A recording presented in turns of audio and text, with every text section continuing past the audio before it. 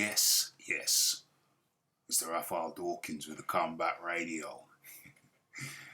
Bringing you the news of Joyce. Oh, damn it. What?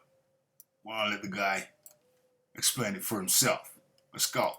Let Joe tell you the news. What have you just heard, Joe? I'll let Sam tell you the news. What have you just Let Joe tell you the news. What have you just heard, Joe? I'll let Sam tell you the news. He's just Okay, so what kind of hand movement is this? Where you got a rocket launcher? What's going on? What's going on, Sam Smith? What are you trying to say, buddy? Okay, so Joyce, if you haven't heard the news already, has been made mandatory for the WBO heavyweight position. So, what is this? Is he mandatory now, or is he mandatory after the Carlos Takam fight? Well, he's mandatory now, I guess.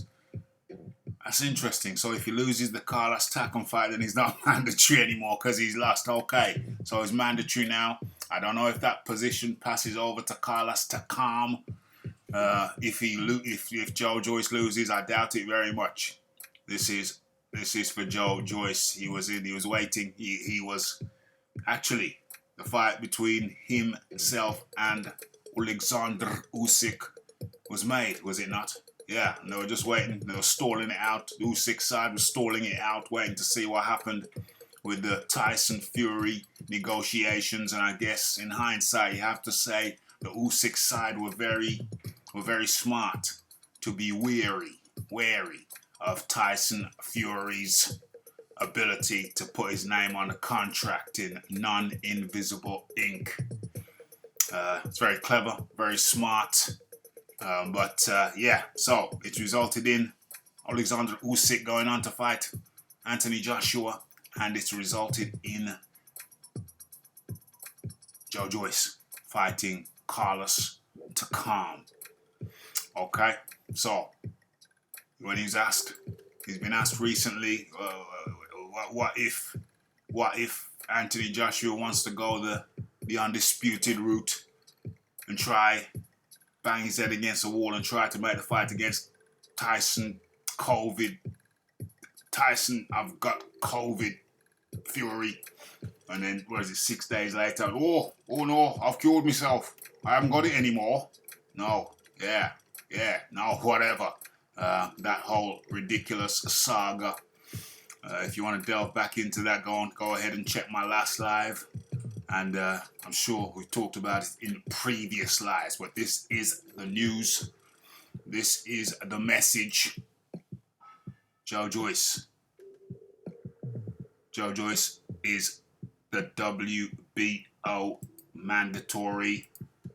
And yeah, that's it. Joyce said, well, what if Joshua goes the Tyson Fury route again? He said, no problem. I'm sure that we can arrange something.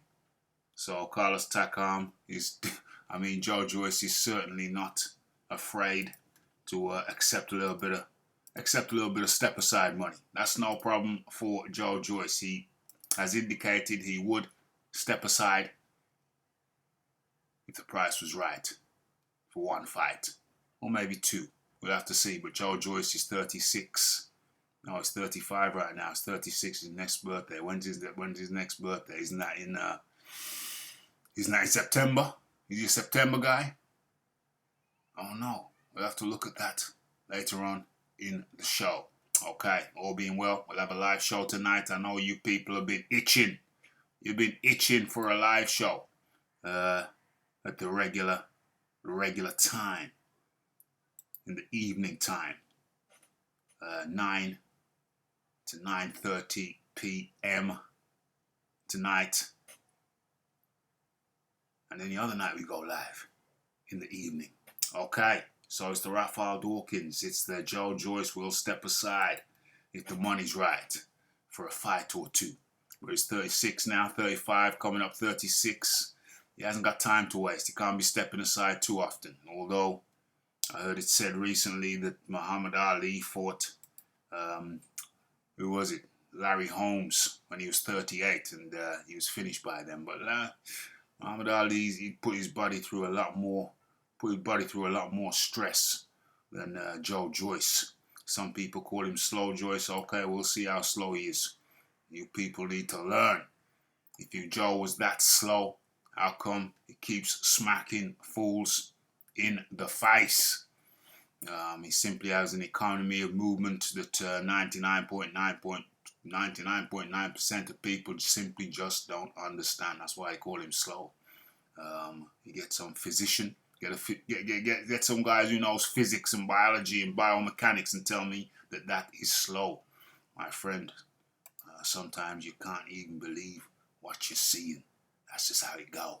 Okay, so it's the Raphael Dawkins. It's the Combat Radio. It's the like. It's the subscribe. It's the comments. It's the shares. It's the hitting the bell icon. And it's the see you later.